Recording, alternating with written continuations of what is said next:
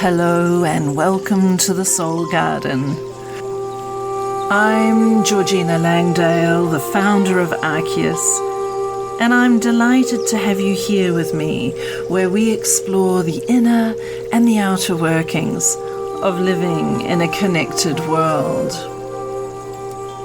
Well, I am recording this podcast on the day after Earth Day. And I've been reflecting on Earth Day.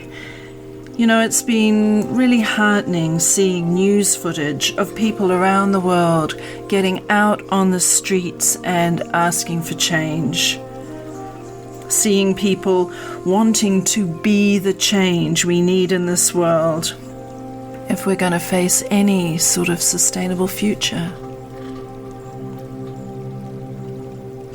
I've also been reflecting on Earth Day from the perspective of being a woman in midlife.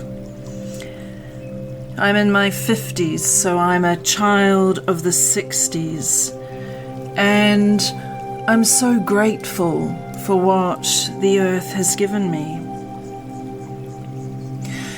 You know, there's this ancient idea of everything being made from three things. You know, this is a view of the world where we were absolutely interconnected and part of and made from nature, spirit, and cosmos.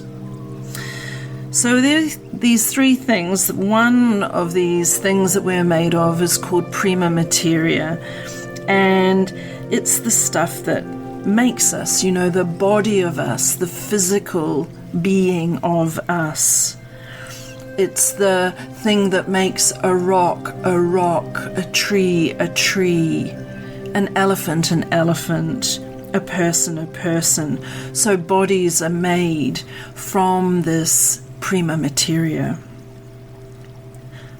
So I thank the earth for my prima materia.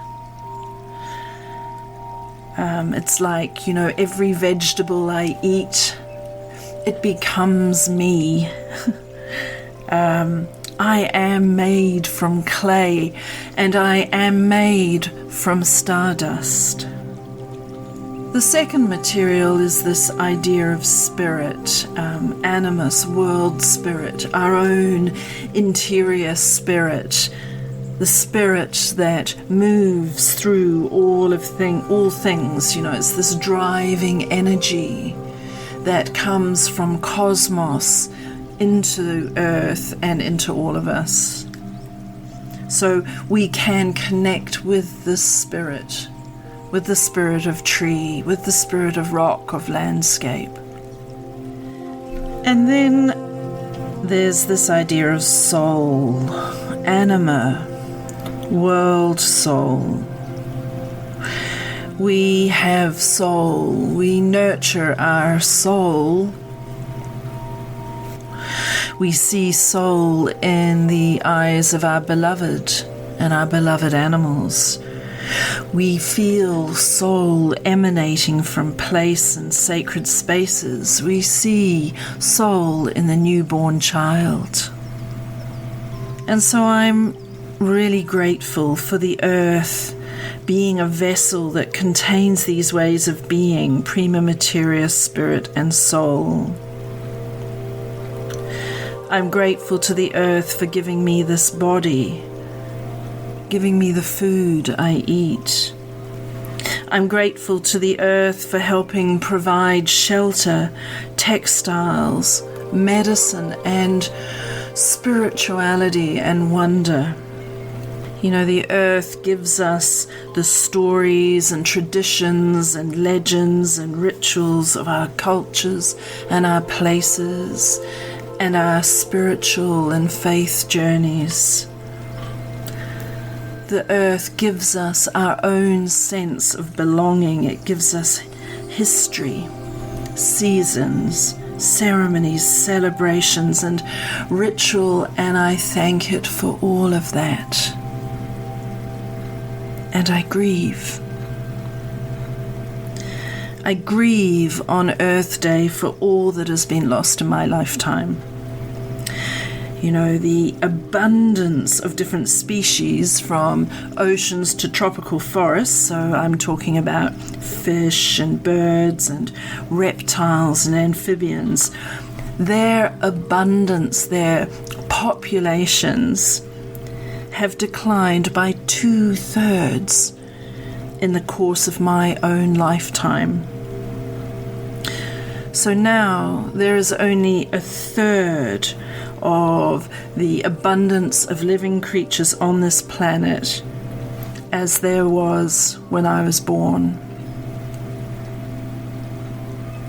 And in this time in my life, right now, there are thought to be up to 1 million species currently threatened with extinction. And in my lifetime, me, a woman in my 50s, human population has doubled. It's risen from 3.7 billion people to over 7.6 billion people. In my lifetime, most of the wetlands of the world that have so much importance in our ecosystems, they've been drained to enable towns and cities to be built and rubbish dumps and things like that. In my lifetime, there has been so much destruction, so much devastation of ecosystems, and this has resulted in so much loss of biodiversity. When I worked at the United Nations Environment Programme on a study called TEEB, the Economics of Ecosystems and Biodiversity, I recall a figure from those days that the rate of extinction, this is now over a decade ago that this figure was going around, but the rate of extinction was 700 times faster than what the estimated natural rate of extinction for species would be. And that this rate of 700 times faster, the rate of extinction, this rate was largely due to human impacts on this earth.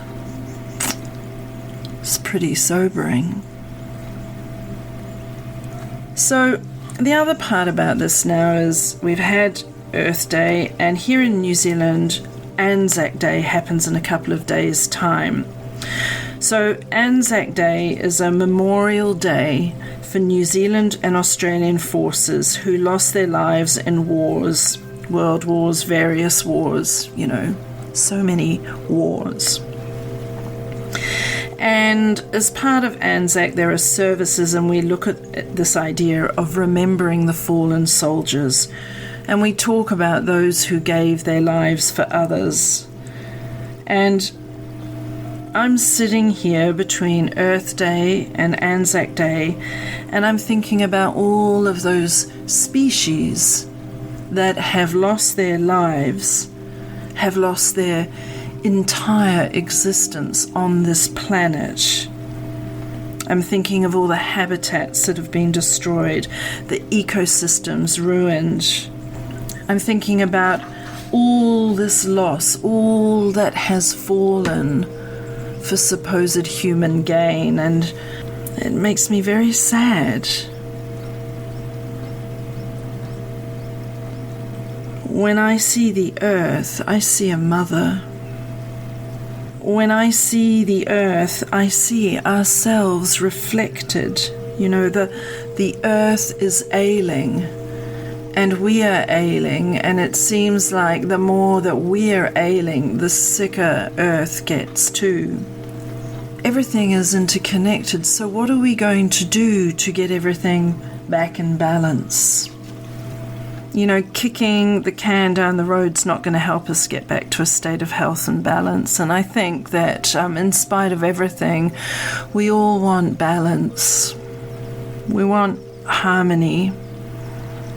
So in this space between Earth Day and ANZAC Day, I want to recognize and name just a few of the species who have fallen over the last century. So if we were to look at the time from the First World War to today, we're going to look at it in terms of species who have fallen, who've been lost due to our human impacts.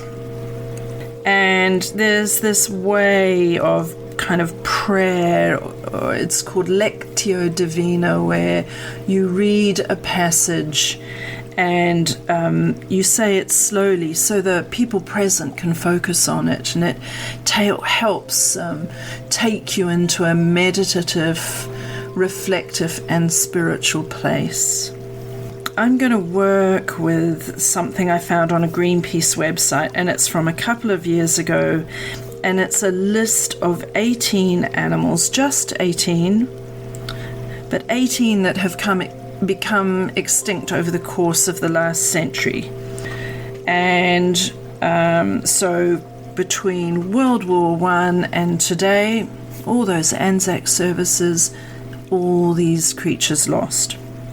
And they took these creatures from a report that said that overwhelmingly humans play a major role in driving the extinctions of all kinds of species. And we're doing this from hunting to colonialism, agriculture, through causing habitat loss, to more recent issues like industrial agriculture, air pollution and climate change. And so in this idea of Lectio divina and remembering the fallen, I'm going to read these 18 names for us. Paradise parrot,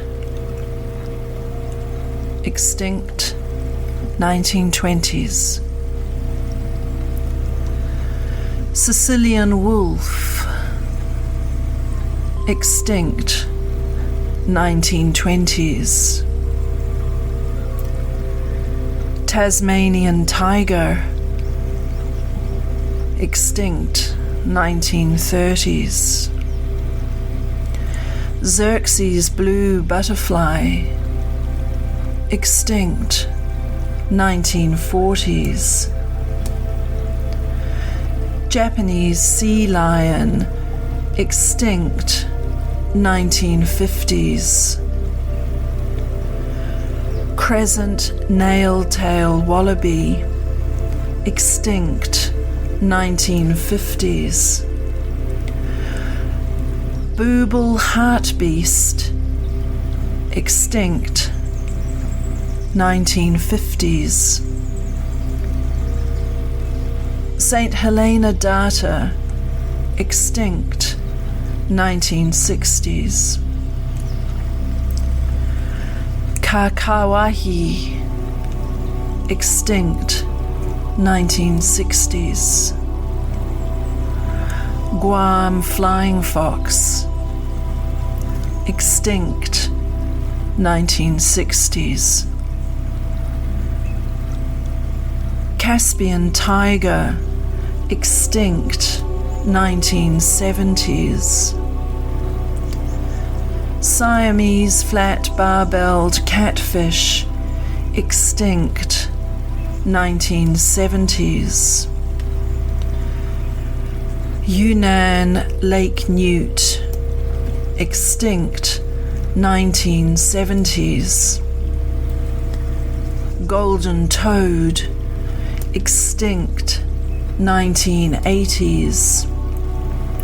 Rotund rock snail, extinct 1990s.